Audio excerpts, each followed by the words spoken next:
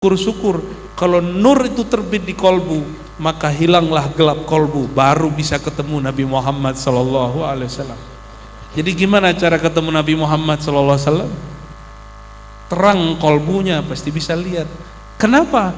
Ma min darratin fil alam illa wa fihi nurun sallallahu alaihi wasallam.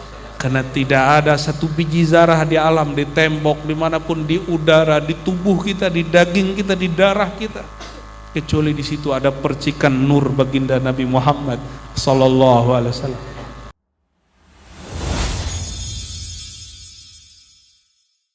Allahumma salli ala Sayyidina Muhammad. Yang saya cintai, hormati para habaib, mohon izin duduk sedikit lebih tinggi, bukan berarti kami lebih mulia. Dan juga wabil khusus saudaraku, sahabatku Kiai Haji Wayan. Itu antum Nasrul apa Nasrun? Bisot. Ustadz Wayan ini saya baru kenal beberapa hari, tapi rasanya sudah seperti saudara. Semoga beliau diberkahi oleh Allah SWT. Sesuai namanya, semoga beliau membawa pertolongan untuk menyebar hidayah. Amin ya rabbal alamin. Semoga segera rampung pesantrennya. Amin. Tapi ruhul ma'had itu ngaji, dan beliau sudah nabung ruh ini sudah lama. Jadi pesantren itu bukan bangunan, pesantren itu ada guru yang ngaji. Kalau guru ngaji mungkin nggak sendiri. Guru ngaji sendiri apa berdua, bertiga, berempat, pasti lebih dari sendiri. Ya nggak mungkin ngomong-ngomong sendiri.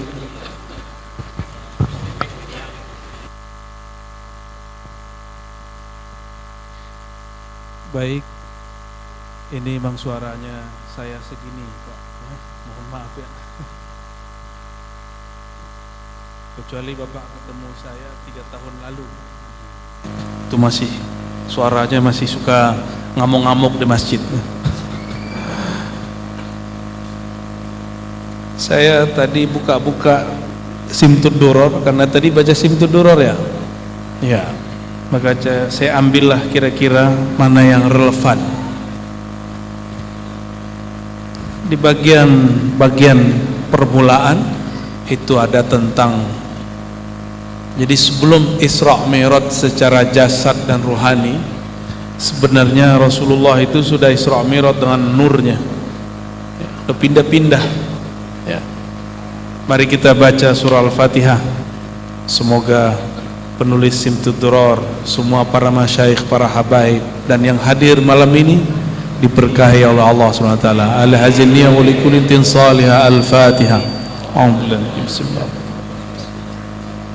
Iyyaka na'budu wa iyyaka nasta'in. Shiratal ladzina an'amta 'alaihim waladdallin.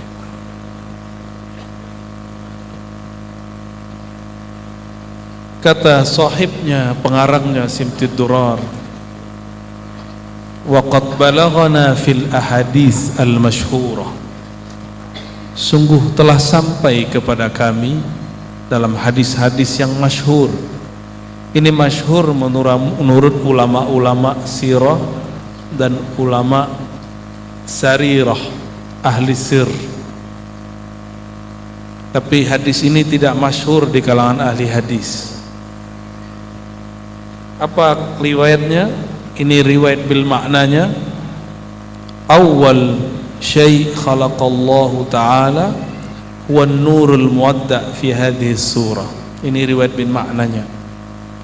Yang pertama kali Allah ciptakan itu adalah cahaya al-muwadda', cahaya yang dititipkan fi hadhihi surah, dalam rupa sang Muhammad bin Abdullah.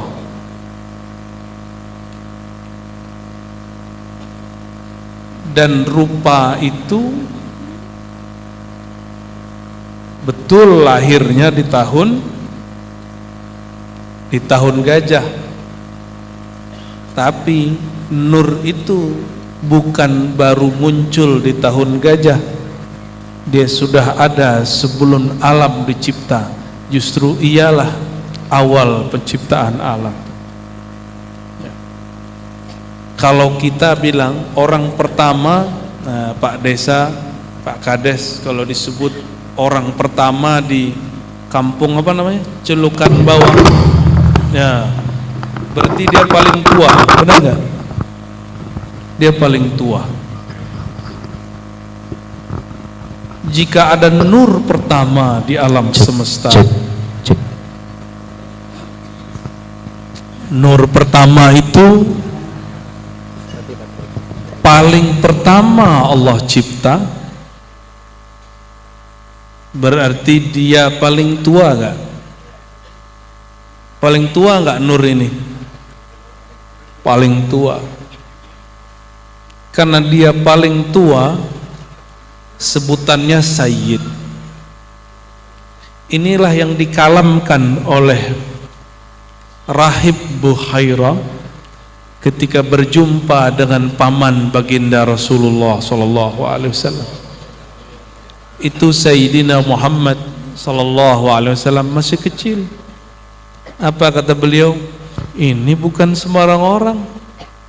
Ini siapamu wahai Abu Talib? Kata Abu Talib, ini anakku. Kata Buhairah, kamu bohong. Anak begini bapaknya pasti sudah mati. Kaget Abu Talib. Abu Talib merasa heran, kok kamu tahu? Ya gimana saya nggak tahu? Ciri-ciri Nabi akhir zaman ada pada dia. Dan disebutkan di kitab-kitab kami, orang tuanya sudah Allah angkat ketika dia masih kecil. Lalu beliau mengatakan kepada Abu Talib, wahai Abu Talib, ini Sayyidul Anbiya wal Mursalin. Ini penghulu nabi-nabi terdahulu dan semua rasul. Bahkan dialah Sayyidul Alamin. Dialah yang paling tua di alam semesta. Cuma tubuhnya tubuh baru. Nah ini yang dilupakan banyak orang. Makanya banyak orang agak kurang adab sama Nabi Muhammad SAW. Nyebutnya si Muhammad. Ya, kurang itu, kurang pas itu. Ya. Berkata Muhammad SAW, ya salawatnya udah bener. Cuma ente kurang sopan aja. Coba kita ini guru atau orang tua, anak-anak kecil manggil kita nyebut nama, tersinggung nggak? Ya, tersinggung kita. Rasulullah SAW jarang sekali menyebut dirinya Sayyid, karena beliau tawadu. Aktsarun nas tawadu'an, paling tawadu. Tapi beliau mengatakan akulah Sayyid. Wala fakhar, tapi bukan sombong. Itu sebabnya semua zuriat beliau itu boleh dipanggil Sayyid. Cuma kalau nggak sanggup ya nggak usah dipakai. Apalagi lakob Habib itu berat sekali. Tanya sama beliau-beliau itu sebenarnya dalam hati paling dalam nggak kuat juga dipanggil Habib. Tapi mau gimana lagi? Yang memanggil itu makhluk. Siapa yang menggerakkan makhluk memanggil? Kan Allah juga. Jamaah yang bukan Allah. Dan disebutkan di sini pengarang Simtud Durar Al-Habib Ali, fanuru hadzal habib awwalu makhluqin baraza fil alam. Maka nur dari Al-Habib, jadi sebutan Al-Habib itu sebutan Nabi Muhammad sallallahu alaihi wasallam. Ya. Apa makna Al-Habib? Orang yang mengasihi dan dikasihi. Dia fa'il, maknanya maf'ul, yang mencintai tapi juga dicintai. Siapa yang mencintainya? Allah Subhanahu wa taala. Ya. Maka zuriat Rasulullah disebut Sayyid dan Habib tafa'ulan bin Nabi, sallallahu alaihi wasallam, mengambil berkah semoga kecipratan kehabibannya Rasulullah sallallahu alaihi wasallam. Fanur, ini perhatikan, fanuru hadzal habib, nur sang habib inilah yang pertama dicipta, bukan tubuhnya, nurnya. Kalau dulu kita masa kecil, nggak tahu di Bali begitu nggak, nama ini kalau keberatan bikin anak sakit, itu beneran Pak, itu bukan khurafat, itu ada ilmunya. Imam Suyuti, Ibnu Qayyim nulis tentang bab anak kecil, kalau namanya nggak cocok, ghayr, ganti. Itu bukan ajaran agama sebelah, ajaran kita juga ada begitu. Ini nama sang Muhammad ini terlalu berat, Al-Habib itu terlalu berat. Kalau nggak cocok dengan tubuhnya, pasti nggak beres badannya. Oleh karena itu, tubuh baginda Rasulullah pun bukan tubuh biasa. Apa kata beliau, buka rahasia? Orang beriman, u'tiya asyarata quwwatir rijal. Orang mukmin laki-laki diberi 10 kekuatan laki-laki biasa yang tidak beriman. Beneran gak nih? Antum kuatnya lebih dari 10 orang biasa gak? Jangan-jangan kurang iman nih. Sedangkan aku, kata beliau, u'titu quwwata arba'ina rijalan. Sedang aku diberi 40 kekuatan laki-laki karena nur itu. Berarti tubuhnya spesial. Sehingga ketika Sayyidina Jabir mau tanam darah bekam Rasulullah, nggak jadi ditanam, malah diminum. Darah kalau dibiarin kenyal nggak? Kayak jelly, dimakan oleh beliau. Saya cerita begini, ada ustadz nggak percaya. Menurut antum itu ustadz beneran nggak? Loh, kapan dia belajar tentang Nabi?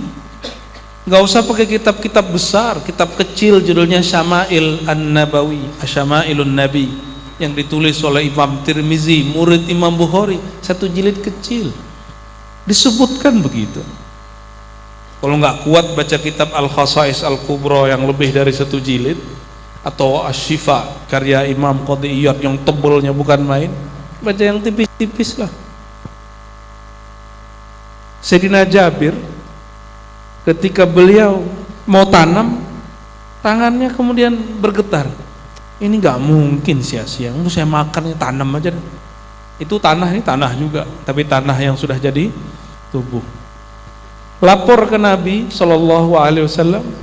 Nabi lihat kok bau-bau darah. Apa kata baginda Rasulullah Sallallahu Alaihi Wasallam? Ya Jabir, apakah engkau menanam di mulutmu, di dalam perutmu? Dia senyum, senyum dia. Dan Nabi tidak bilang ente musyrik Jabir, itu enggak. Kan sekarang tabaruk katanya syirik ya Ustaz ya. Ngambil berkah katanya syirik. Bid'ah.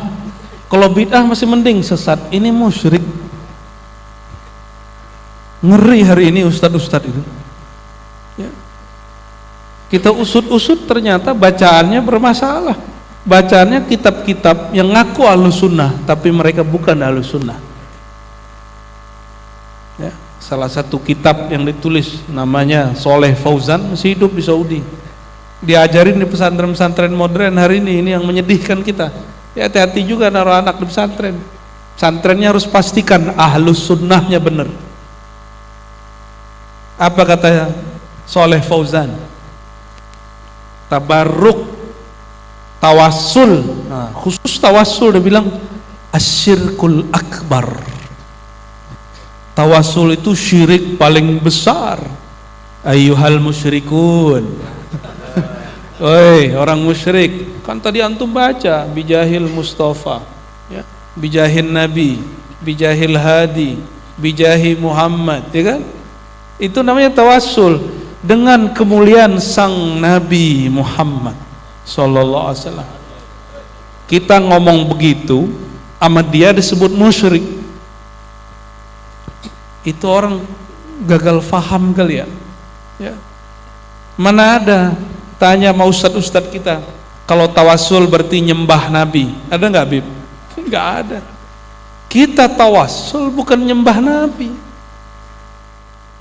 Tawasul itu seakan kita ngomong, ya Rob kami ini pengikut kekasih Engkau, cinta kepada beliau, itu maksud tawasul. Karena kita nggak langsung ketemu beliau, boleh tawasul pakai imam, pakai syekh, karena nggak ketemu langsung Rasulullah Sallallahu Alaihi Wasallam. Apa kata syekh mereka, namanya Ibnu Taimiyah, lalu ada lagi syekh namanya Muhammad bin Abdul Wahab, terus ada lagi, nggak usah disebut lagi deh. Kata mereka apa? Termasuk Albani itu, sebut aja satu. Kalau tawasul orangnya ada di depan dan hidup, boleh. Kalau udah mati atau jauh, nggak boleh. Itu gimana tuh? Jadi bagi dia orang hidup dengan badannya itu berefek dalam tawasul. Sebenarnya yang musyrik yang mana? Kalau ngaji-ngaji berat nih, orang yang meyakini ada muassir yang mempengaruhi selain Allah di alam semesta, itu baru musyrik. Ini jawaban siapa? Jawaban Al-Imam As-Sayyid Ahmad Zaini Dahlan Al-Makki.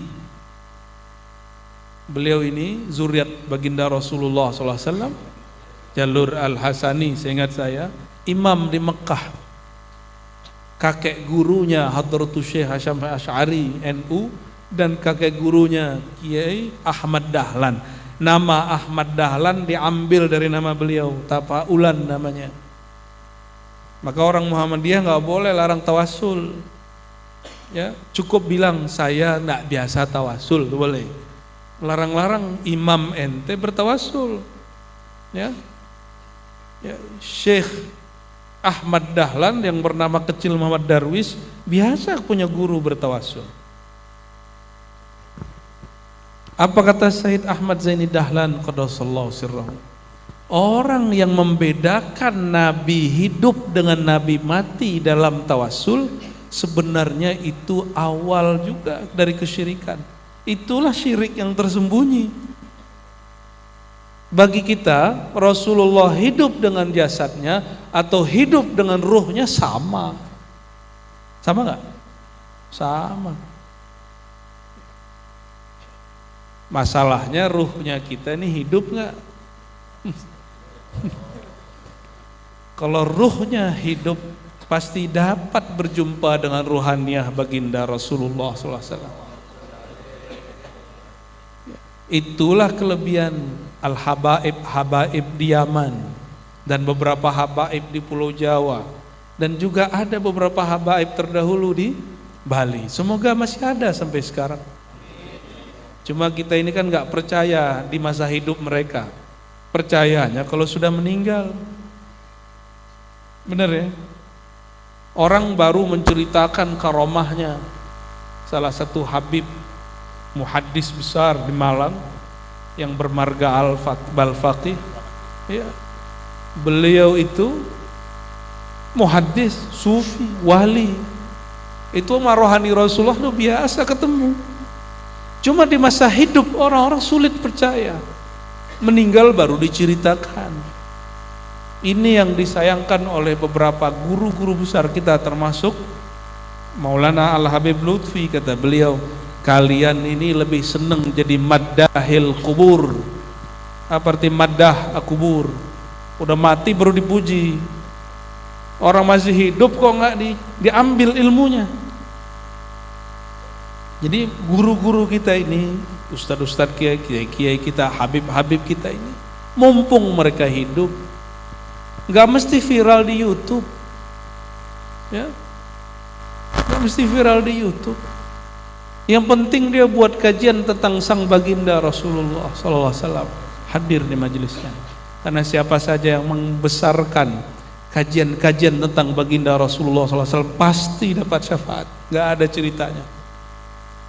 Itu bagian daripada mencintai baginda Rasulullah SAW. Isra Mi'raj ini bagian daripada mencintai bagian Nabi Muhammad SAW. Kalau ada orang bilang bid'ah, ya sudahlah. Bid'ah ente makan bid'ah ente. Dia kalau sendawa kayak bunyinya bid'ah gitu.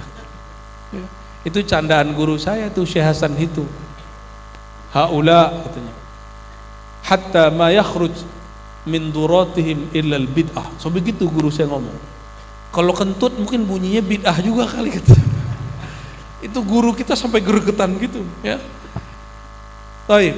Salah satu cara menghidupkan kajian baginda Rasulullah SAW supaya cintanya mendalam, pelajari kajian tentang Nur Sayyidina Muhammad sallallahu alaihi wasallam. Dan kitab Simtid Durar ini ditulis dengan asas ilmu ini. Maka kepada orang yang mendendangkan salawatnya, para masyayikh habaib yang menghidupkan kitab ini, bukan lagi sunnah, karena antum baca hampir tiap pekan, wajib ngaji tentang apa sih sebenarnya Nur Muhammad itu, ya. Supaya kalau baca ini merindingnya pas. Syukur-syukur kalau nur itu terbit di kolbu, maka hilanglah gelap kolbu, baru bisa ketemu Nabi Muhammad sallallahu alaihi wasallam. Jadi gimana cara ketemu Nabi Muhammad sallallahu alaihi wasallam? Terang kolbunya pasti bisa lihat. Kenapa? Ma min darratin fil alam illa wa fihi nuruhun sallallahu alaihi wasallam. Karena tidak ada satu biji zarah di alam, di tembok, dimanapun, di udara, di tubuh kita, di daging kita, di darah kita, kecuali di situ ada percikan nur baginda Nabi Muhammad sallallahu alaihi wasallam.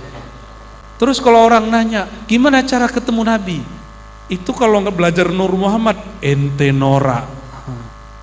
Nabi Muhammad sallallahu alaihi wasallam itu nggak pernah misah nurnya dengan kita. Kalau tubuhnya mungkin sudah berpisah, tapi nurnya tidak pernah terpisah.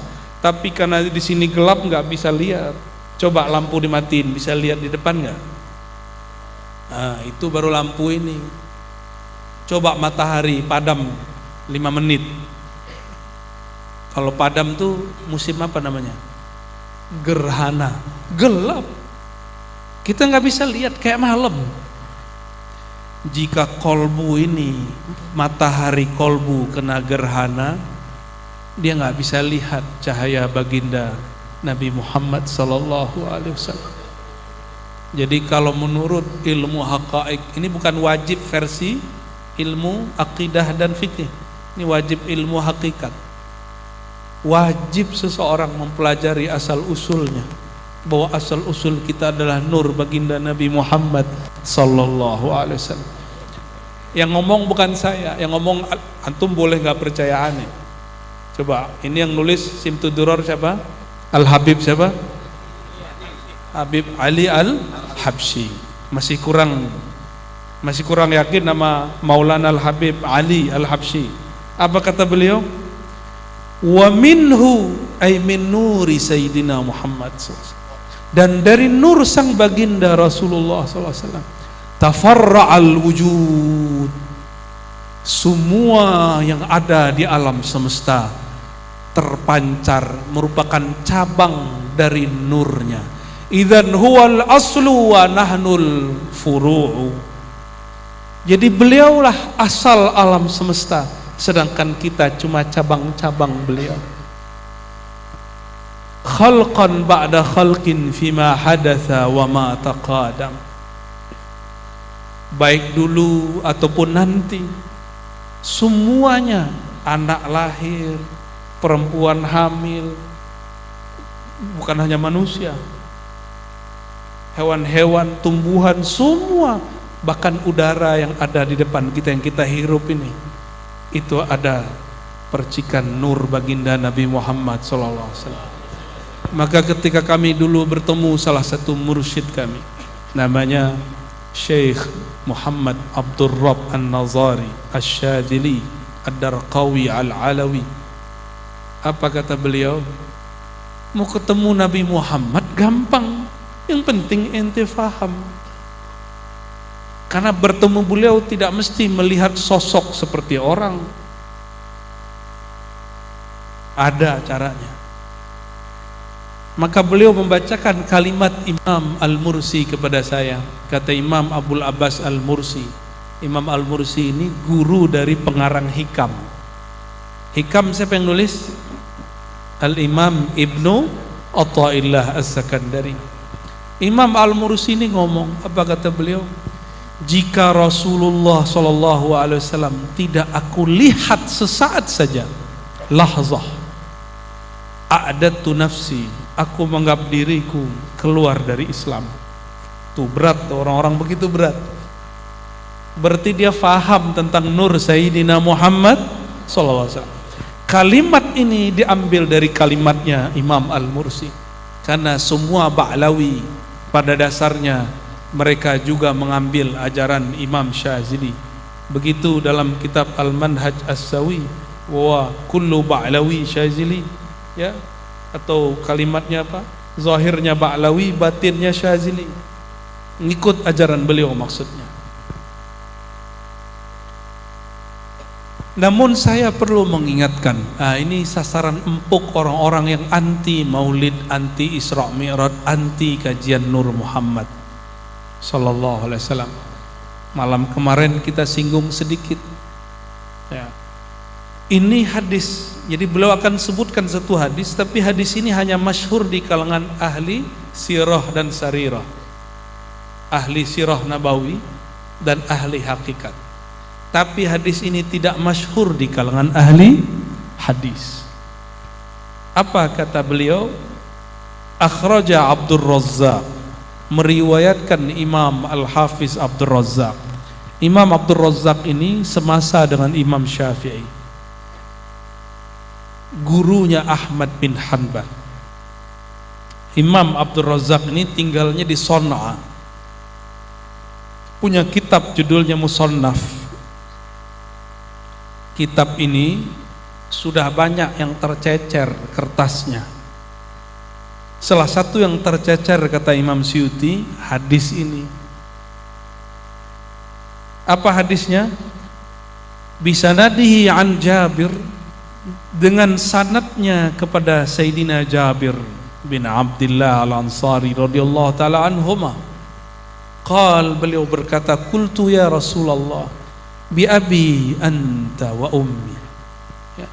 Wahai Rasulullah, demi ayah bundaku, akhbirni an awwali syai'in khalaqallahu qabla al-asya. Tolong wahai baginda Rasulullah, kabarkan kepada kami, apakah yang pertama kali Allah ciptakan sebelum alam semesta ini ada? Qala sallallahu alaihi wasallam, beliau menjawab, ya Jabir, innallaha khalaqa qabla al-asya nura nabiyyika Muhammadin sallallahu alaihi wasallam min nurih. Wahai Jabir, sungguh Allah menciptakan sebelum alam semesta, yaitu nur nabimu. Maksudnya yang ngomong, siapa itu yang ngomong? Baginda Rasulullah SAW. Dari nurnya langsung, nurullah. Maka bernamalah sang baginda Sayyidina Muhammad Habibullah, Sayyidina Muhammad Nurullah. Jadi kalau ziarah ke sana, ada yang mau umroh nanti, silakan bacakan kalimat ini. Assalamualaikum ya Habiballah, Assalamualaikum ya Habiballah, 3 kali. Lalu ganti Assalamualaikum ya Nurullah, Nurallah. Ya, kalau orang Indonesia sulit baca Nur Allah, boleh Nur Allah gitu, ya. Baca 3 kali, lalu bacakan Al-Fatihah, pasti dijawab. Cuma ada yang dengar, ada yang nggak dengar. Kenapa? Ada yang lagi kena flu telinga batinnya, ya, sehingga dia nggak bisa dengar. Tapi minimal ruh itu mendengar, penciriannya satu, air mata mengalir, bulu roma berdiri. Berarti ruhnya merasakan dijawab. Karena ruh menjawab yang merasakan ruhani. Ruhani yang saat itu tidak siap tidak akan dapat merasakannya. Bengong-bengong aja kan, banyak orang pergi ke tanah haram cuma bengong-bengong doang, ngeliatin orang lewat, rame ya, begini aja terus ya. Capek. Maka sebelum ke tanah haram belajar zikir dulu, sehingga ketika di sana nggak bengong, nggak ngelirik, ngeliatin cewek Turki itu ya. Ya, tahu nggak cewek Turki, Pak? Cantik ya? Oh, Rasulullah SAW lebih indah dari cewek Turki. Hadis ini tidak sampai derajat sahih. Nah, ini perlu kami garis bawahi ya. Terus kenapa disebut di dalam kitab? Nah, kalau yang mengerti ilmu hadis, ilmu takhrij hadis, menghukumi hadis dan menyebutkan sumbernya, itu ulama kita bertasyaddud, mereka ketat, mereka keras jika berkaitan dengan bab halal dan haram. Kata Imam Ahmad, idza rawaina fil halal wal haram tasyaddadna. Jika kami meriwayatkan hadis tentang halal haram, hukum, baru kami cari hadis yang sahih dan hasan aja, yang dhaif ditinggal. Tapi kalau dalam bab sejarah, bab hakikat, bab ma'rifat nggak ada masalah. Siapa yang mencontohkan ini? Maulana Al-Habib Ali Al-Habsyi. Ada yang meragukan keilmuan beliau? Kalau meragukan ilmu Ar-Razi boleh. Cuma antum boleh ujian disertasi dulu ya. S3 dulu katanya. Ini canda Pak ya, jangan serius-serius amat. Qala Rasulullah sallallahu alaihi wasallam. Nah, ini ada hadis yang lain. Ini hadisnya sampai derajat hasan, diriwayatkan oleh banyak imam, salah satunya Imam Abu Nuaim. Ya. Qala Rasulullah sallallahu alaihi wasallam, kuntu awwalan nabiyyin. Seingat saya juga ada di riwayat Tabrani. Aku adalah awalnya para nabi. Nabi pertama siapa? Di sorga, di alam. Ini hadisnya, kuntu adalah ku awalan nabiyyin fil khalq. Nabi pertama di kalangan makhluk yang dicipta, baik itu untuk malaikat, untuk manusia, untuk jin, semuanya. Nabi pertama siapa? Tapi yang diciptakan di surga siapa? Nabi Adam. Hampir salah nih Ustaz ya. Ya. Ini bukan ujian disertasi, ya, aman. Itu surga dicipta setelah Arasy. Arasy dicipta setelah nur Nabi Muhammad sallallahu alaihi wasallam. Lebih tua mana surga sama nur Nabi Muhammad sallallahu alaihi wasallam? Iya. Nabi Adam dicipta dari tanah surgawi. Jadi muliaan mana? Tuaan mana? Tuaan Nabi pertama. Namun secara ilmu sejarah, nah ada namanya ilmu tarikh. Nabi pertama Nabi Adam. Tapi mau kelompok sebelah enggak? Nabi pertama Nabi Nuh. Nabi Adam bukan nabi katanya. Enggak connect ya.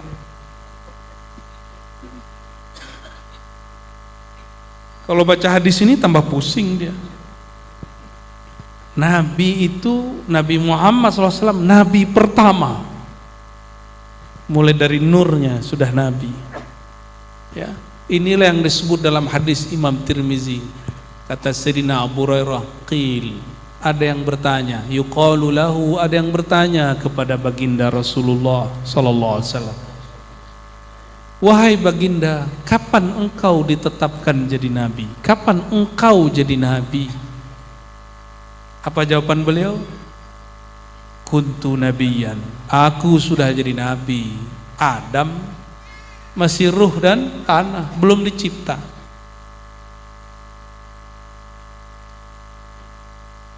Cuma ada yang salah paham dalam bab ini, ya. Dia anggap ini hadis mengenai ilmu Allah. Bukan, ini bukan ilmu Allah. Ini tentang nur Allah. Kalau dalam ilmu Allah sama semua. Ilmu Allah qadim, maha terdahulu, tidak berawal. Tapi kalau Nur Muhammad dicipta, itulah yang pertama dicipta. Tapi beliau mengatakan di ujung hadis, wa akhiruhum fil ba'si, akulah yang paling akhir diutus. Tuh beda nabi dengan utusan, ya.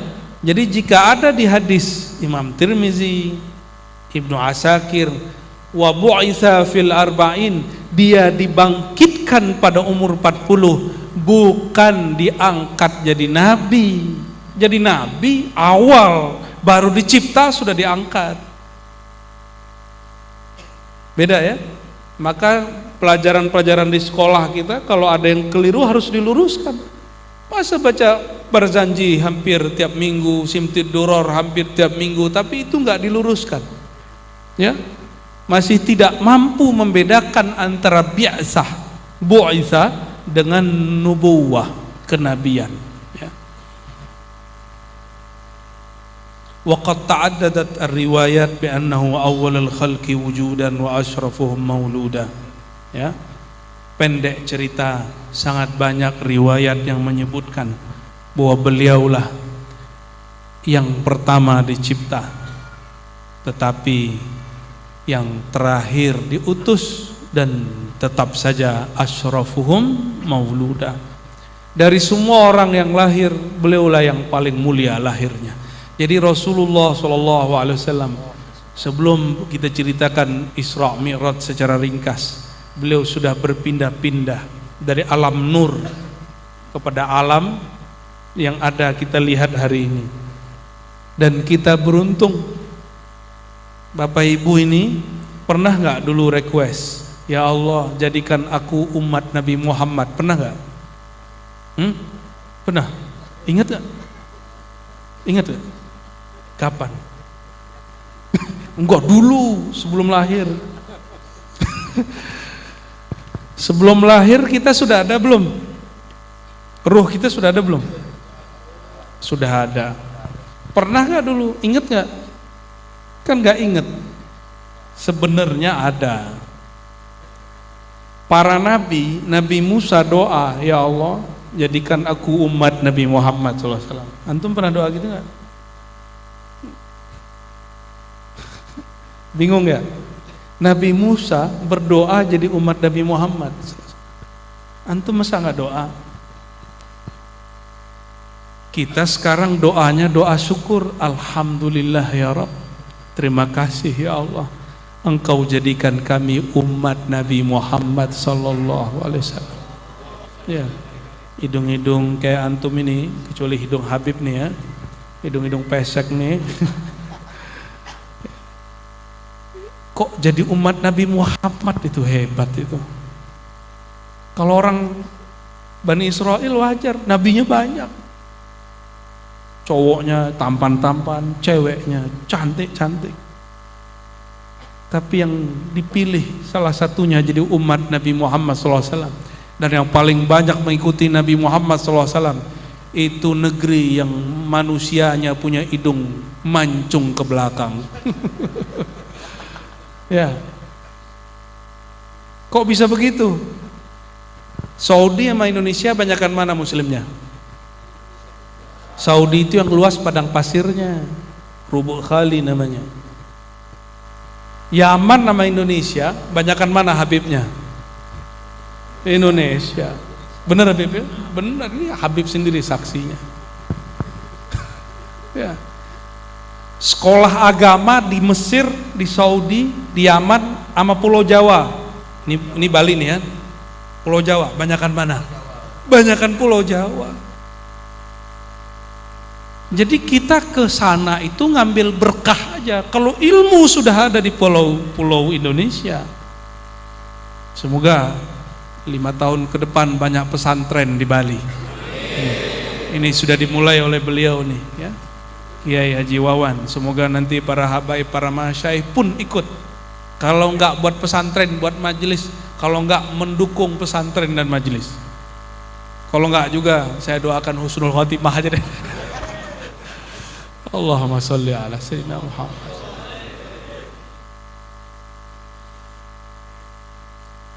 dibaca tiap malam, ya enggak? Tapi kenapa kajian Nur Muhammad ditolak oleh orang yang baca Simtiduror? Itu ada ustadznya. Jadi saya ditegur oleh seorang ustadz yang dia tiap malam Jumat baca Simtiduror. Ente ini buka-buka kajian Nur Muhammad. Siapa ente? Loh, saya Ar-Razi. Kenapa Tad? Itu ilmu rahasia. Saya tanya balik, Tad, ente kalau malam Jumat ngapain? Baca Simtiduror sama Barzanji. Oh, ayo kita buka, kita bukain. Yang baca nggak ngerti yang dibaca namanya apa Tad?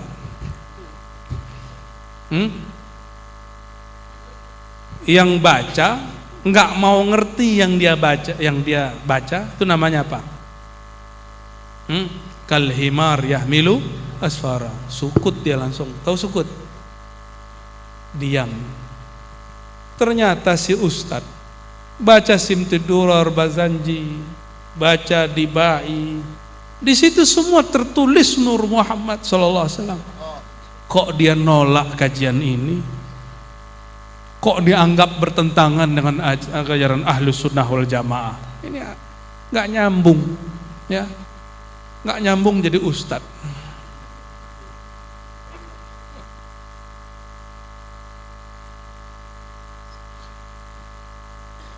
Fastauda'at hadha an-nur al-mubin as-salaba wa butuna man syarrafathu minal alamin.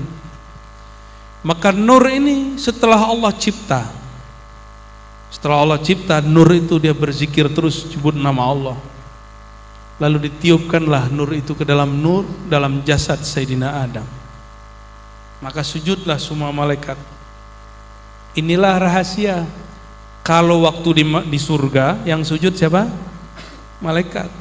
Ketika di bumi sang nur yang sebenarnya lahir, jalan di pohon-pohon, pohonnya sujud. Jalan di depan hewan, ada himar, ada onta, ada kuda, semuanya sujud kepada Rasulullah SAW. Jadi sebenarnya nur yang dulu dipancarkan ke dalam diri Sayyidina Adam, yang membuat kemudian Allah berkhitab, bertitah, wahai semua malaikatku, usjudu li Adama, sujudlah kepada yang namanya Adam. Kenapa? Karena Allah baru meniupkan nur di sana. Ketika nur itu diberikan fisik di akhir zaman, yang bernama Sayyidina Muhammad bin Abdullah, maka semua di alam semesta sujud kepadanya. Tapi beliau mengatakan, aku tidak izinkan kalian sujud kepadaku. Ada yang sujud kepada Rasulullah, diangkat kepalanya Rasulullah, kamu gak boleh sujud. Akhirnya dia cuma cium kaki baginda Rasulullah SAW. Di situ boleh cium kaki Nabi Muhammad SAW. Tapi sama kawan cium tangan dianggap syirik. Gimana tak? Cium tangan katanya syirik. Sirik kali, tahu sirik nggak? Ente punya murid nggak ada yang cium tangan sama ente kali ya? Nggak ada urusan. Cium tangan hormat itu bagian dari penghormatan, bukan menyembah. Bukan menyembah beribadah. Sembah ini kan ada sembah ibadah, ada sembah penghormatan. Ya. Fatanaqqala hadzal nur min sulbi Adam wa Nuh wa Ibrahim. Tuh yang ngomong siapa? Al-Habib Ali, Maulana Al-Habib Ali Al-Habsyi. Berpindahlah nur itu dari sulbi Nabi Adam, Nabi Nuh, Nabi Ibrahim, sampailah kepada Sayyidina Abdullah dan Sayyidatuna Aminah. Kalaupun orang tua kita non muslim, kalau bahasa kasarnya kafir gitu ya, jangan bilang-bilang, jangan keras-keras. Ente mau nggak dibilang, anak orang kafir, mau gitu?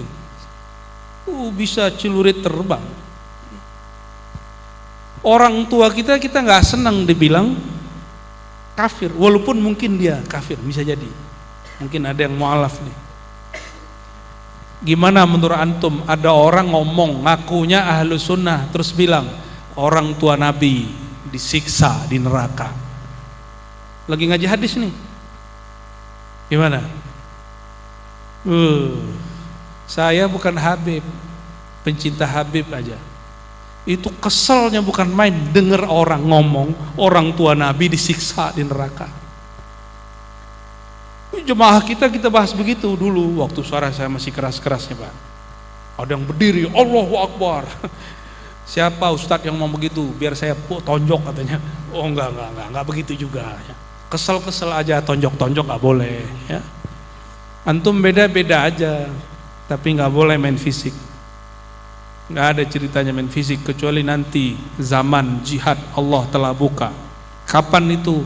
Wallahu alam bissawab. Ulama kita belum fatwakan. Coba lihat yang ngebom itu kan bukan ulama. Siapa ulama yang merestui mereka? Kan nggak ada. Ulama kita sudah berjihad dari dulu. Ya. Illa man khassasathu bitakrim abihil karim. Tuh. Orang tuanya mulia, karim, bukan musyrik.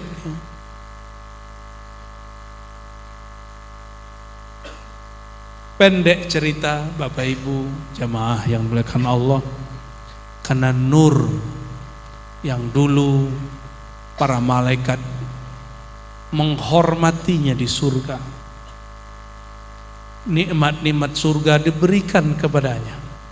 Sekarang sang nur sudah bertubuh berfisik bernama Muhammad bin Abdullah, Sayyidina Ahmad, Sayyidina Mahmud. Beliau pasti ketika bertemu apapun semuanya sujud, semuanya ucapkan salam. Maka beliau lewatin tembok, lewatin pohon, melewati semuanya menyapa. Kata beliau, illa asil jinni wal ins. Yang enggak nyapa baginda Rasulullah, yang enggak percaya baginda Rasulullah SAW, itu cuma dua kelompok, jin dan manusia yang durhaka. Jin dan manusia. Nabi sendiri kasih gelar asi, manusia yang durhaka. Maka kalau antum sebut nama Nabi Muhammad SAW, mungkin kita nggak ketemu fisiknya untuk sujud, tapi hormatilah dengan bersolawat. Beliau ini kan nggak enakan nyuruh-nyuruh kita banyak-banyak. Akhir beliau cuma ngomong gini. Ini bahasa halus baginda Rasulullah SAW. Al-bakhil man zukirtu indahu falam yusalli alayya. Ini bahasa halus. Orang paling bakhil disebut namaku dia nggak sholawat. Kalau orang faham bakhil itu haram atau halal, boleh nggak bakhil? Bakhil itu sifat munafik atau mukmin? Munafik mukmin? Munafik, bahkan kafir, ya. Kalau beliau mengatakan al-bakhil, orang bakhil itu orang munafik itu, kan gitu jadinya. Ya. Orang munafik itu disebut namaku, dia tidak berselawat kepadaku. Tuh, kalau pakai hukum hakikat kan berat. Rasulullah SAW menghaluskan bahasanya. Tapi Imam Qadhi Iyad dalam kitab Asy-Syifa yang menjadi sumber bacaan Sibtud Duror itu kan diambil dari kitab Asy-Syifa. Apa kata beliau? Sebagian ulama mengatakan setiap disebut nama baginda wajib bersolawat, bukan sunat. Ayo solawat Sayyidina Muhammad. Ya, bener nih. Sampai besok-besok begitu. Ya. Benar nih. Itu tubuh antum dari ujung rambut sampai ujung kaki itu percikan nurnya. Disebut nama beliau ayahanda alam semesta yang disebut dalam doa Al-Ab Al-Akbar Al-Ab Al-Azam Abul Alamin, ayahanda alam semesta, disebut namanya kok enggak tersentuh. Jangan-jangannya anak durhaka semua. Ya, anak durhaka ya. Jangan, ya. Maka ciri-ciri orang yang nanti akan dijemput baginda Rasulullah SAW di padang mahsyar, disebut namanya, dia selalu merinduinya, dia selalu mengatakan Allahumma sholli alaihi sallallahu ala sayyidina Muhammad. Ya, Itulah sebabnya zaman sekarang itu bukan lagi sunat buat majelis Isra Mi'raj Maulid, enggak. Dia wajib tapi mutlak. Mutlak aja. Kalau wajibnya mutlak berarti kapan aja mesti ada. Supaya menjadi kafarah penebus. Selama ini kita menyebut nama beliau tidak bersolawat, maka kita banyak-banyakin solawat ketika awal baca Simtud Durar, baca Berzenji, baca semua bacaan maulid. Jemaah yang bukan Allah, ini belum bahas Isra Mi'rajnya, tapi sudah 10:30. 10:30 di Jakarta. Ya.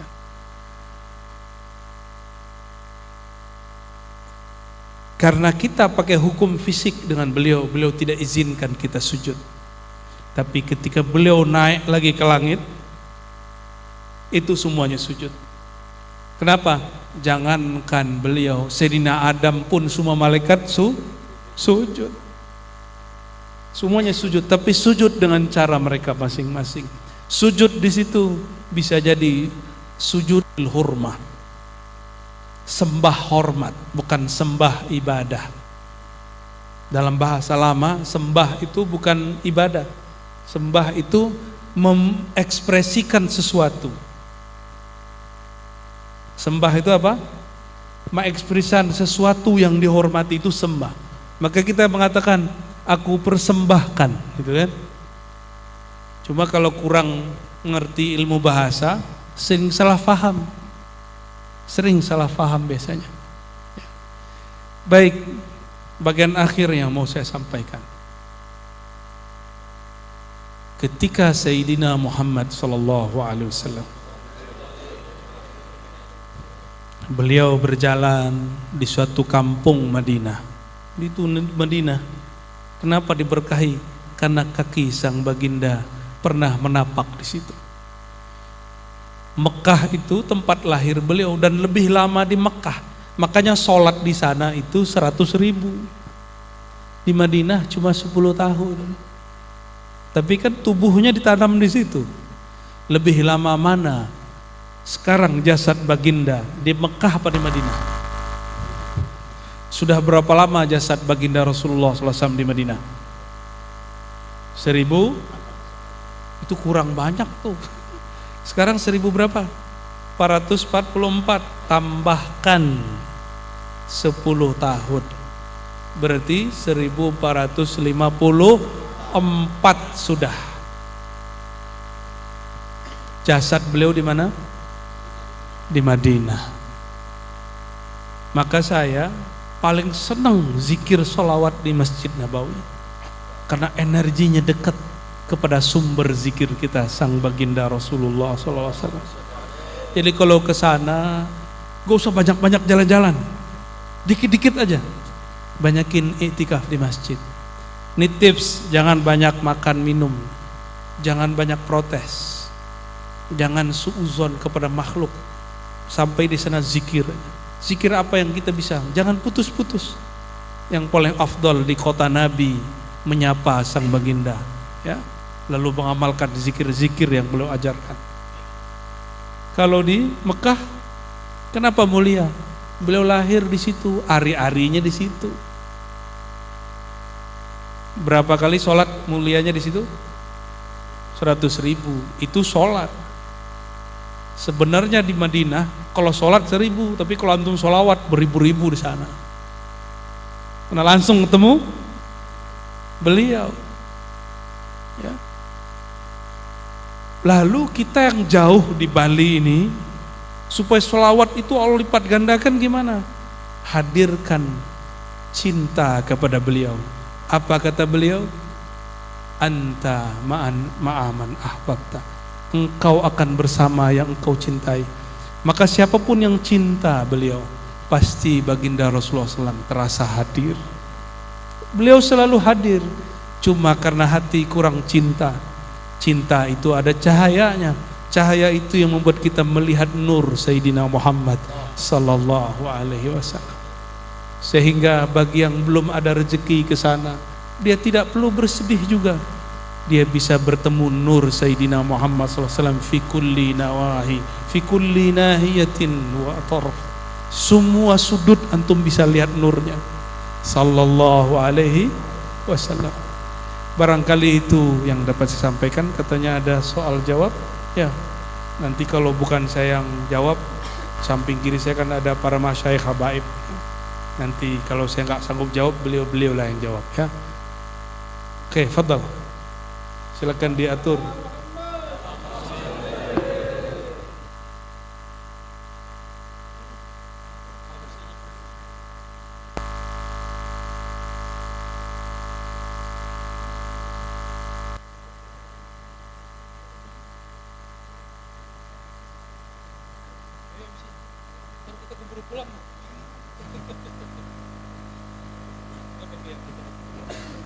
Assalamualaikum warahmatullahi wabarakatuh. Jadi beliau memperkenankan kita untuk beberapa waktu ini bertanya barangkali hal-hal yang sudah disampaikan atau yang terkait dengan hal-hal yang lain. Baik. Di sini ada usulan urutan ya. Jadi kita kasih kesempatan berapa? 4 orang saja, 4 penanya ya. Baik, yang pertama dari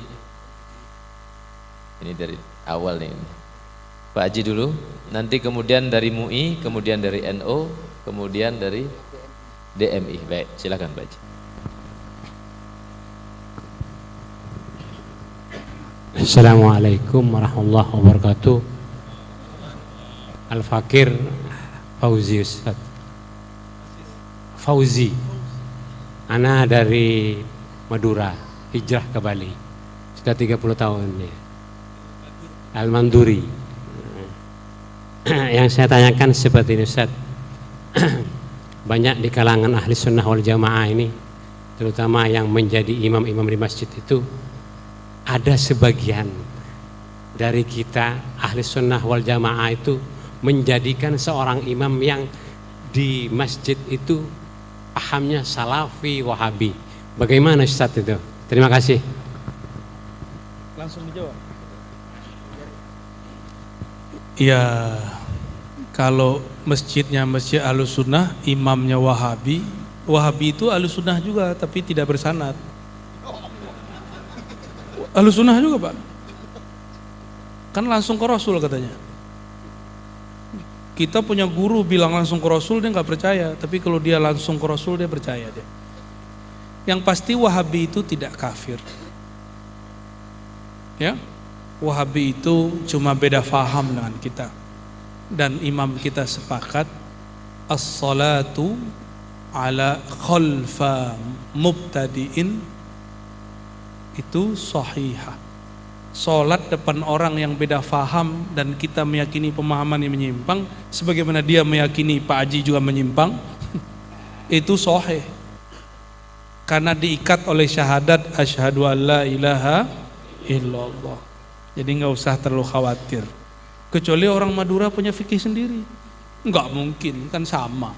Ya, guru saya juga ada orang Madura ahlu sunnahnya kuat, ya, membolehkan, ya, wa tasihus shalah khalfa fajirin wa barrin wa mubtadi'in, gitu ungkapannya.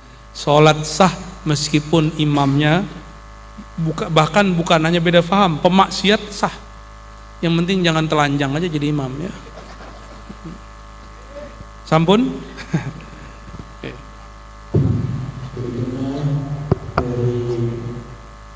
MUI mungkin ada yang ditanyakan. Dari MUI kami persilakan. Dari MUI Kecamatan Geroga. Kalau yang pertama tadi dari NU.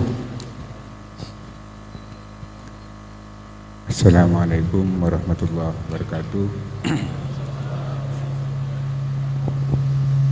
Perkenalkan, nama saya Haris Pak Yai. Jadi ini hanya atas nama MUI, tapi kelasnya kelas RT, beda dengan di Jawa Pak Yai. Ada beberapa pertanyaan dan ini juga banyak yang bertanya kepada kami. tentang sebuah teks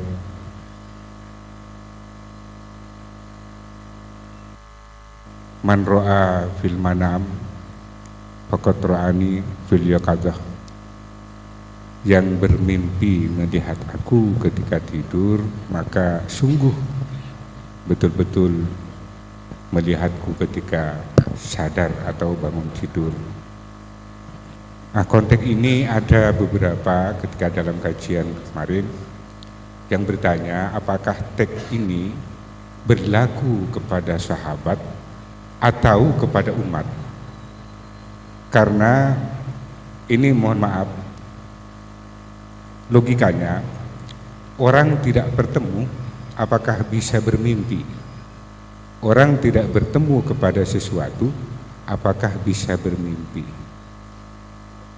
Demikian, Assalamualaikum warahmatullahi wabarakatuh. Orang nggak pernah bertemu Rasulullah, terus mungkinkah bertemu baginda Rasulullah Sallallahu Alaihi Wasallam? Yang nanya Kiai NU, berat jawabnya ya. Tapi saya jawab dengan mudah ya. Nggak bertemu itu siapa? Fisik ini. Kok masih nggak ketemu fisik ini dari dia? Tubuh antum itu satu biji zarahnya, satu tetes darahnya, satu sel di tubuh itu percikan nur baginda Sallallahu Alaihi Wasallam. Masih nanya belum ketemu. Yang bilang belum ketemu itu orang yang terhijab, yang tidak faham kajian nur Sayyidina Muhammad Sallallahu Alaihi Wasallam. Ya. Yang kita ingkari itu kalau orang ngomong gini, saya ketemu Rasulullah hidup lagi gitu, itu baru. Jadi hadis tadi itu hadis Bukhari, juga ada semaknanya di Muslim, di Tirmizi dijadikan penutup bab di Syama'il Tirmizi, Syama'il Muhammadiyah. Beliau itu ingin mengatakan, setelah aku ceritakan tentang Nabi Muhammad SAW, semoga kalian bermimpi, kira-kira begitu maksudnya. Man ra'ani fil manam, siapa yang bermimpi bertemu aku. Ahli hadis tugasnya menceritakan fisik baginda. Ahli hakikat menceritakan hakikat nur sang baginda Sallallahu Alaihi Wasallam. Maka mau bertemu surahnya atau bertemu hakikatnya sama. Tapi bagi saya, orang yang merindukan beliau dalam keadaan jaga itu lebih afdol dari bermimpi di alam apa namanya kalau mimpi itu? Alam bawah sadar. Orang sadar menyadari dia rindu Rasulullah. Dia menyadari tubuhnya alam semesta berasal dari sang baginda. Merinding dia disebut namanya. Ada kerinduan menetes air mata. Itu afdal min alfi ru'ya. Lebih utama antum mimpi 1000 kali. Karena orang mimpi belum tentu dia mukmin. Siapa yang ngomong begitu? Murid Imam Ghazali namanya Imam Ibnul Arabi Al-Ma'afiri, mengarang kitab Aridatul Ahwadi fi Syarhi Jami' Imam Tirmizi. Ya, menulis tentang hadis tentang man ra'ani fil manam itu apa kata beliau dalam syarah kitab hadis. Ini bukan Ibn Arabi yang sufi, Ibn Arabi murid Imam Ghazali. Beliau mengatakan orang mimpi ketemu baginda bisa jadi mukmin, bisa jadi kafir, bisa jadi orang yang akan mukmin. Ada yang mimpi ketemu beliau tambah kafir. Dalilnya apa? Jangankan mimpi, Abu Jahal, Abu Lahab ngeliat fisik beliau tambah kafir, apalagi cuma mimpi doang. Ya. Ada yang mukmin sebagai busyra. Apa arti busyra? Kabar gembira. Ada orang yang belum dapat iman, tapi tanda bakal dapat iman. Itu yang ngomong Imam Ibn al-Arabi dalam syarah Tirmizinya. Silakan mutolaah kembali, barangkali ibarat saya kurang pas, tapi lebih kurang maknanya seperti itu, ya. Gitu Kiai, enough ya. Yakfi, ikhlas. Oh ada lagi ketiga, monggo.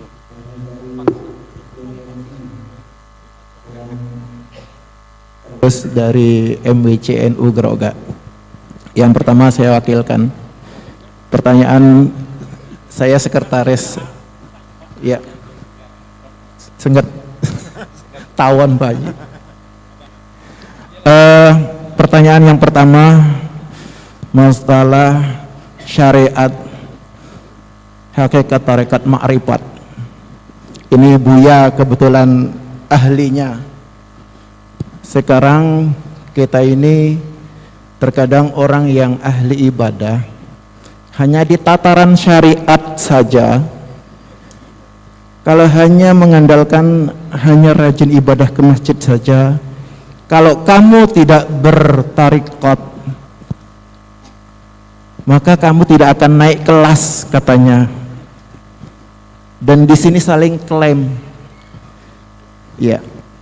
Apakah orang yang selalu bersyariat, beribadah hanya mengikuti 5 waktu, hanya rajin ibadah, akan selamanya tidak naik kelas seperti orang-orang yang hakikat, tarekat dan ma'rifat seperti itu?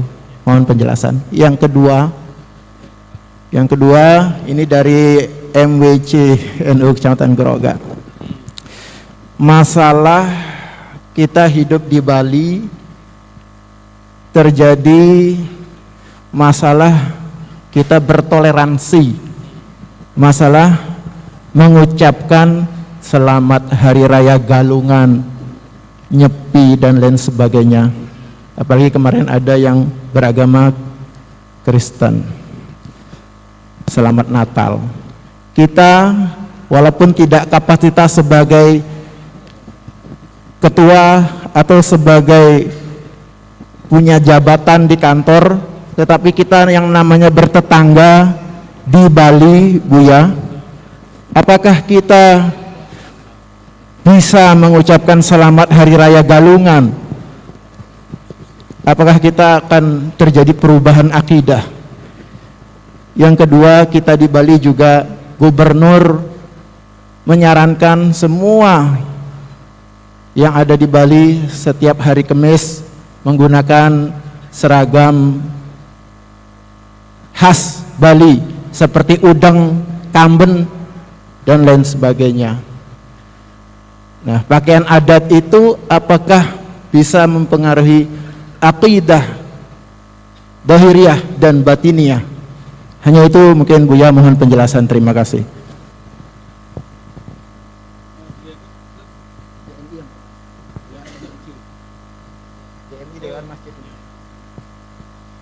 Oke, ini dewannya masjid dinanya.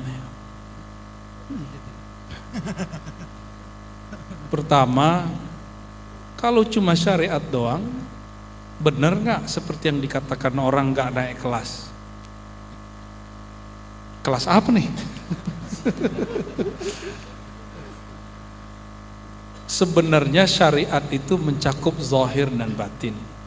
Namun karena perkembangan zaman, ulama kita supaya orang mudah memahami, jalan yang zahir bahasa Arabnya syariat, jalan yang batin namanya thariqat, gitu.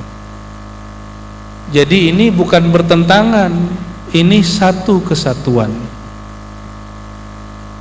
Contoh gini, adakah dalam rukun sholat teknik khusyuk, ada nggak Ustaz? Kan nggak ada. Maka orang yang cuma mengajarkan fikih yang zahir, tidak mengajarkan fikih yang batin, yaitu thariqah, nggak akan pernah sampai kepada kesyahduan munajat kepada Allah. Teknik mendapatkan syahdu itu diriwayatkan oleh para sahabat dari Nabi SAW. Seperti Sayyidina Abu Bakar As-Siddiq, kalau beliau takbir, suaranya langsung menghilang dan beliau menangis sepanjang sholat. itu beliau ambil sedikit dari nur baginda Rasulullah SAW. Lain dengan Sayyidina Umar, kalau sholat suaranya bikin masjid bergetar. Sayyidina Utsman agak sedikit syahdu, Sayyidina Ali standar tapi mendalam. Suaranya biasa aja beliau, tapi beliau kalau baca ayat itu mengena terus di kolbu. Ilmu mereka ini diwariskan oleh tabi'in terus. Nah, di abad ketiga muncullah imam namanya Abu Yazid Al-Bustami. Mewarisi siapa? Mewarisi Sayyidina Abu Bakar Siddiq.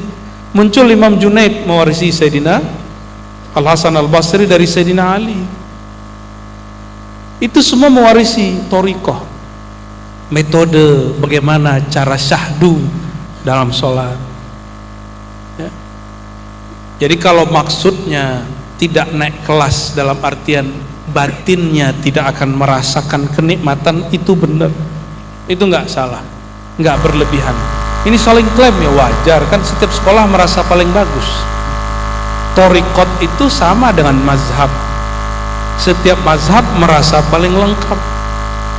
Thariqat juga merasa paling lengkap. Iklan kecap nomor 1. Makanya saya ikutin iklannya, saya ambil thariqat ini, thariqat itu, kan kena iklan. Kalau antum kan iklannya iklan kecap beneran. Kalau saya iklan thariqat. Kiai ini bilang ini thariqat aneh paling dekat sama Rasul, ayo kita ambil kiai, kita cobain, kita ambil keberkahan ilmunya. Kiai ini ngomong lagi, ayo kita jalanin. Nggak ada kita mantang-mantang dan kita mengatakan, oh kayaknya ente nggak nyampe, yang ono lebih nyampe. Itu namanya jadi juri. Belum juga jadi mursyid, udah jadi menilai mursyid. Tiba-tiba kata Imam Qushairi, ada seorang murid ngobrol-ngobrol sama temannya. Mereka habis sowan kepada 2 syekh. Lalu orang ini ngobrol, menurut kamu lebih tinggi syekh mana, fulan atau fulan? Oh, langsung ditegur sama seseorang, kalian baru boleh mengomentari siapa yang lebih tinggi jika makom kalian lebih tinggi dari dua-duanya. Gimana? Lebih tinggi nggak? Kalau lebih rendah jangan. Kalau antum bilang mungkin ini lebih cocok untuk saya, nggak apa-apa, tapi jangan ngomong lebih tinggi. Jangan jadi murid su'ul adab. Murid su'ul adab itu menjadikan standar dirinya tentang kewalian gurunya. Jadi kalau dia ngomong ini, sepertinya ini wali besar, saya langsung menangis kalau dia ngaji. Oh, berarti kewalian itu mesti lewat dia. Kalau dia nangis berarti gurunya wali. Kalau dia nggak nangis, gurunya nggak wali. Antum paham nggak maksudnya? Nah, ada murid kita dulu dia mau salaman, gak bisa salaman. Apa kata dia? Itu Ar-Razi itu gak wali. Kenapa? Saya sudah bernazar, sudah bersumpah, jika Ar-Razi itu wali pasti dia salaman sama saya. Berarti ente bapaknya wali dong ya, ente yang ngeluatin sertifikat kewalian dong. Bukan begitu. Wali-wali aja, gak wali aja ya gak?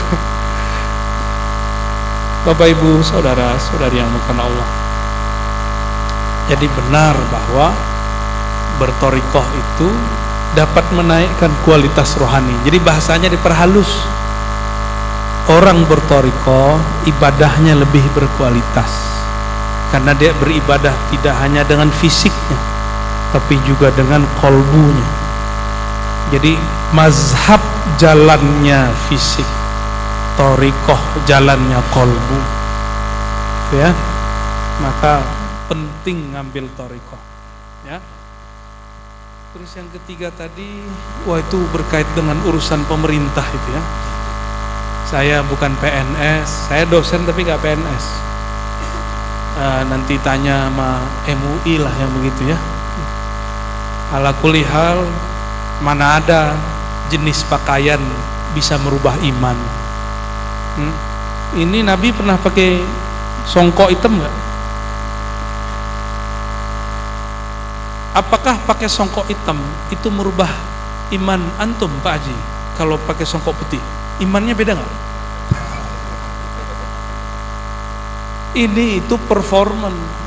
Tadi siang saya pakai serban kayak beliau, nggak mau kalah saya. Ya. Pakai, saya ada sanad serban juga. Cuma guru saya itu banyak, ada yang pakai kopiah hitam, ada yang kopiah putih, ada yang nggak pakai kopiah. Dibuka gitu, cuma kan lagi tengil, lagi botak. Bapak Ibu yang makan Allah, pakaian adat tidak merubah iman, tapi mungkin beberapa bergesekan dengan hukum fikih. Nah, pandai-pandailah para ulama, makanya harus ada murid ulama yang berjuang di politik, tapi jangan politisasi agama. Ya, pesankan kepada murid-murid yang berjuang di politik ini, coba kalian perjuangkan hak-hak muslim di negeri Bali ini. Kita nggak perlu konfrontasi, nggak perlu demo-demo, main cantik. Ya, saya tidak melarang demo, kalau mendesak baru kita demo. Tapi kalau masih bisa cara diplomatis, politis, yang sah yang sudah ada, bisa. Ya. Saya baru dibuat hukum fleksibel bagi yang muslim, boleh pakai baju ini tapi yang menutup aurat. Dan budaya itu budidaya, hasil ciptaan manusia. Ini sebagai contoh, waktu saya ke Puri ada raja yang nikah dengan putri Cina, itu patung-patungnya, ornamen-ornamennya ala Cina, baju-bajunya berganti ala Cina. Berarti pakaian adat tidaklah suci, bisa berubah. Itu orang Cina nikah, itu pernikahan cinta dan politik. Mereka begitu pinter main. Maka orang Cina di Bali aman ya, karena sejarahnya begitu. Nah sekarang kita sudah ada jalur torikoh politik. Nah itulah nama partai-partainya itu torikohnya itu. Dan semua torikoh partai kan merasa paling gitu ya, paling adil dan paling tidak korupsi. Ternyata sama aja ya. Itu tergantung orangnya, bukan partainya. Bapak Ibu yang bukan Allah, mengenai fatwa yang saya belum kaji, yaitu tentang kalau fatwa selamat Natal, saya sudah punya mauqif mengikuti fatwa ulama Azhar dan Darul Ifta Mesir mengenai selamat nyepi hari apa? Saya belum tahu apakah ulama di MUI kita di sini sudah ada kajian. Jika sudah ada, mohon di-share. Nanti ikutin fatwa beliau-beliau. Jangan ikutin fatwa personal. Ya, nanti antum dollun mudil, sesat dan menyesatkan, ya. Cukup? Sudah 4 kan pertanyaan? Ya. Cukup. Nah, ini Pak Kiai Wawan sudah bilang khalas. Wayan Nasrul Huda. Ya, kalau Nasrul Hudanya udah hafal ya. Khair, Bapak Ibu yang bukan Allah, saudara-saudariku yang diberkahi Allah, semoga malam ini jadi bukti bahwa kita cinta kepada Nabi Muhammad SAW. Kita mengenang beliau, mengenang Isra Mi'rajnya, kita mengenang lahirnya, kita memahami nurnya. Kita berdoa dengan berkah surah Al-Fatihah, semoga nurnya mengalir dalam hati. Bihaqqi Sayyidina Muhammad SAW Al-Fatihah, wa bihaqqi surat Al-Fatihah. Yang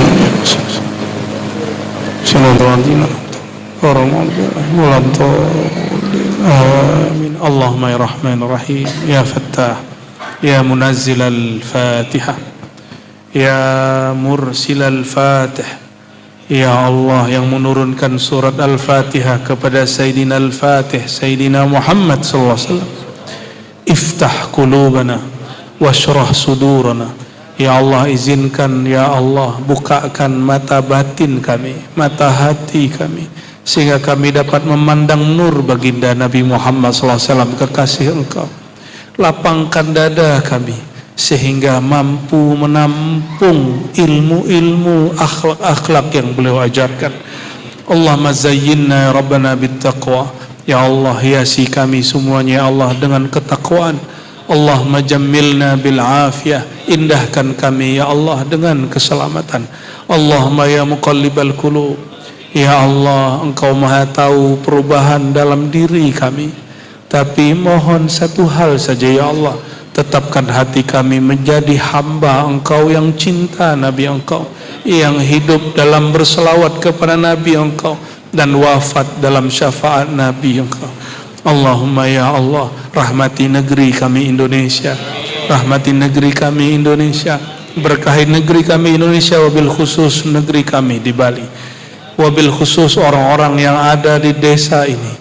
Amin ya rabbal alamin. Wa sallallahu ala sayyidina Muhammad. Rabbana atina fid dunya hasanah wa fil akhirati hasanah wa qina adzabannar. Walhamdulillahi rabbil alamin.